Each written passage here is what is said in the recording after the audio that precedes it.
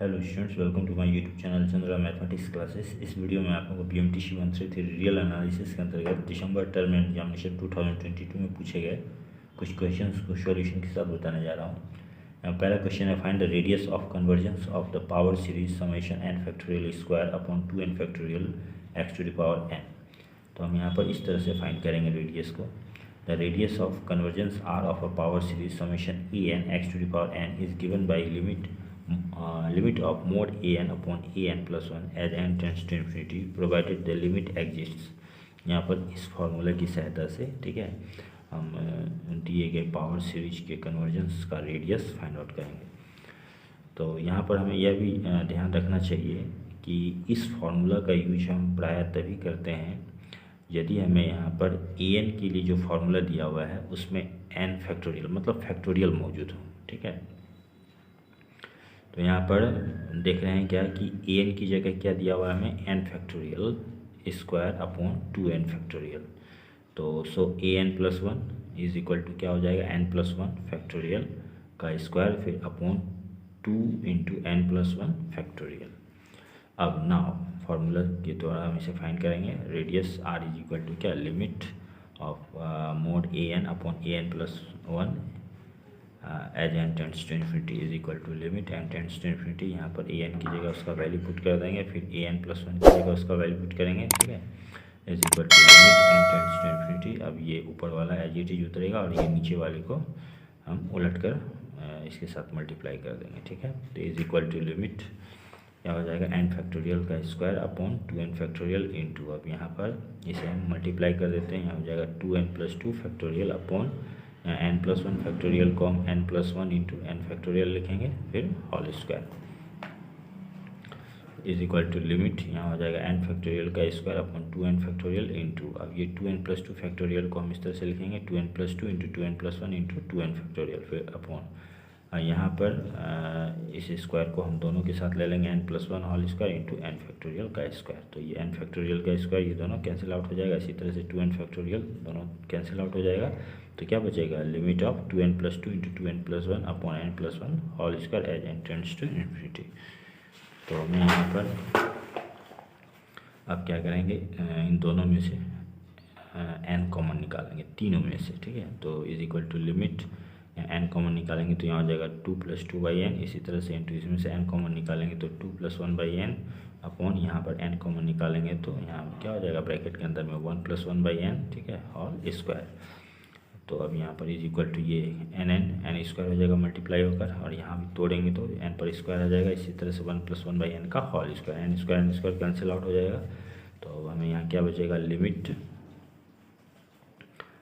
2 plus 2 by n into 2 plus 1 by n upon 1 plus 1 by n का whole square as n tends to infinity. अब इस limit को हम तीनों के साथ लगाएंगे तो यहाँ पर हमें क्या मिलेगा, इसके साथ जब लिमिट लगाएंगे तो इसका वैल्यू 2, इसी तरह से इसका वैल्यू 2, तो 2 इंटू 2 और इसका वैल्यू 1 मिलेगा, तो is equal to 2 into 2 by 1 is equal to 4। Okay, इसके बाद अगला question, using the principle of induction prove that 64 is a factor of 3 to the power 2n plus 2 minus 8n minus 9 where n belongs to the set of natural number n। तो हम इसे इस तरह से prove करेंगे। Let Pn be the given statement 64 is a factor of 3 to the power 2n plus 2 minus 8n minus 9 where n belongs to the set of natural number n। तो taking n is equal to 1, यहाँ पर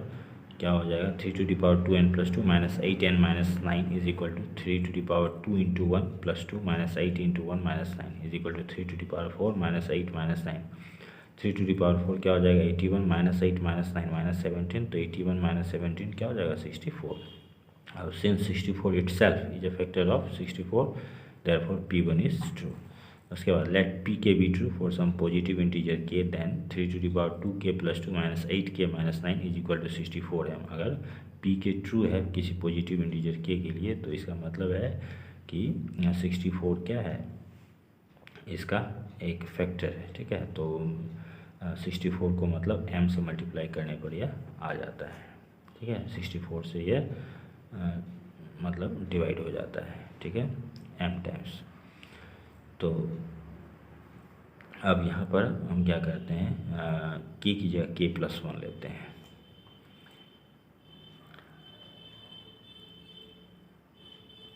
3 into two to the power k plus 1 plus 2 minus 8 into k plus 1 minus 9 is equal to यहाँ हो जाएगा 3 to the power 2k plus 2 minus 8k minus 8 minus 9, ठीक है,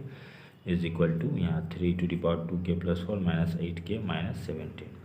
अब is equal to 3 to the power 2k plus 2 into 3 square, इसे हम इस तरह से लिख सकते हैं, ठीक है,